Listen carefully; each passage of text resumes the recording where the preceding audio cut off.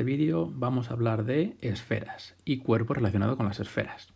Recordamos que una esfera es como una pelota, una naranja, es un cuerpo que se genera al coger un semicírculo y hacerlo girar alrededor del diámetro. Bien, ¿cómo vamos a calcular el área de una esfera? Pues da la casualidad de que el área de la esfera es exactamente igual que el área lateral del cilindro que lo contiene. Es decir, un cilindro que tiene de base de radio r y de altura el diámetro de la esfera, es decir, 2r. Vamos a calcular entonces ese área lateral.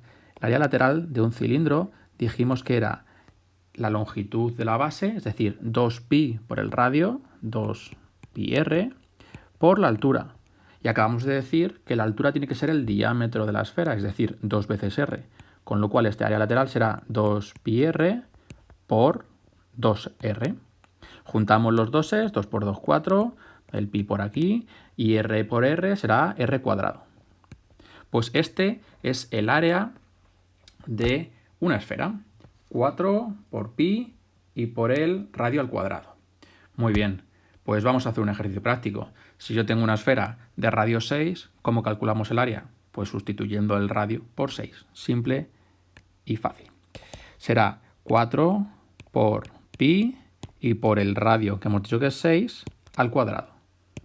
Si hacemos estos cálculos, nos sale 452,4 centímetros cuadrados, porque estamos hablando de área. Entonces, calcular el área de una esfera, si nos dan el radio, es fácil. Si nos dan el diámetro, también, porque solo tenemos que dividirlo por 2. Bien, vamos a pasar a algo un poco más complicado, y son los casquetes esféricos y las zonas esféricas. ¿Qué es un casquete esférico? Esto de aquí es un casquete esférico. Es cuando yo a una esfera la corto con un plano, pues nos quedamos con una de las zonas. Por ejemplo, el casquete polar de nuestro planeta. ¿De acuerdo? Entonces, repito, es el corte, es la parte de la esfera que queda tras el corte con un plano. ¿Y qué es una zona esférica? Pues es la zona que se queda entre el corte de dos planos paralelos. Esto de aquí. Vale, pues ¿cómo vamos a calcular el área de una zona esférica o un casquete esférico? Para los dos casos es lo mismo. Va a ser 2 por pi por el radio de la esfera y por la altura. Y recuerdo, es el radio de la esfera, no el radio del casquete ni el radio de la zona, ¿vale? No es lo mismo el radio de la esfera que el radio del casquete, ¿vale? Vamos a hacer un ejercicio práctico. Nos piden el área de una zona esférica de radio 5 centímetros y que ocupe 2 centímetros de alto, es decir, que la altura sea 2.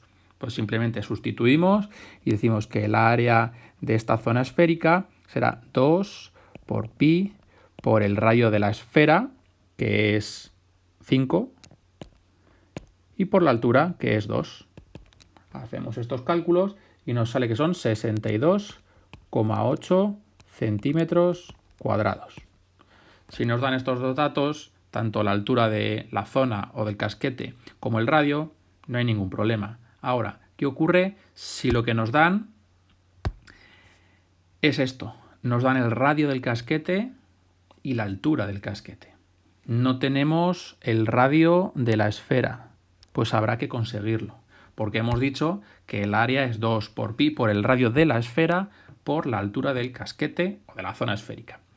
Pues ¿cómo lo haremos? Pues si os fijáis, aquí tenemos un triángulo rectángulo. Yo sé que tenemos que la hipotenusa es el radio de la esfera, un cateto va a ser, lo pintamos de otro color, va a ser el radio del casquete, que sí que lo tenemos, y el otro cateto es esto. ¿Y cuánto es esto? Pues lo tenemos aquí. Si todo esto de aquí es el radio y le quitamos la altura del casquete, ¿qué nos queda? Pues el radio menos la altura. Es decir, nos queda un triángulo de esta forma. Hipotenusa el radio de la esfera, cateto el radio del casquete y el otro cateto será el radio de la esfera menos la altura del casquete. Vamos a hacer Pitágoras. Sería, ¿tenemos el radio de la esfera? No. Pues entonces r al cuadrado es igual a un cateto, que es el radio del casquete, que sí lo conocemos, 8 al cuadrado, más el otro cateto, que es r menos la altura del casquete, que conocemos que es 4, todo ello al cuadrado. Aquí recordamos un poquito las igualdades notables y nos queda que el radio al cuadrado es 8 al cuadrado 64 más, esto es una igualdad notable, que no se os olvide, esto de aquí es el cuadrado de una diferencia, pues es el cuadrado del primero, es decir, r cuadrado, más el cuadrado del segundo, es decir, el cuadrado de 4, que es 16, menos el doble del primero por el segundo, es decir, el doble de r por 4, y eso da 8r. Bien, llevamos todos los términos hacia un lado, si queréis, o términos con r hacia un lado y términos sin r hacia el otro, y nos queda r cuadrado menos r cuadrado más 8r es igual a 64 más 16. R cuadrado menos r cuadrado se van y nos queda 8r igual a 64 más 16, 80. El 8 pasa dividiendo, con lo cual nos queda que la r, el radio, es 80 partido por 8, es decir, que el radio de la esfera es 10.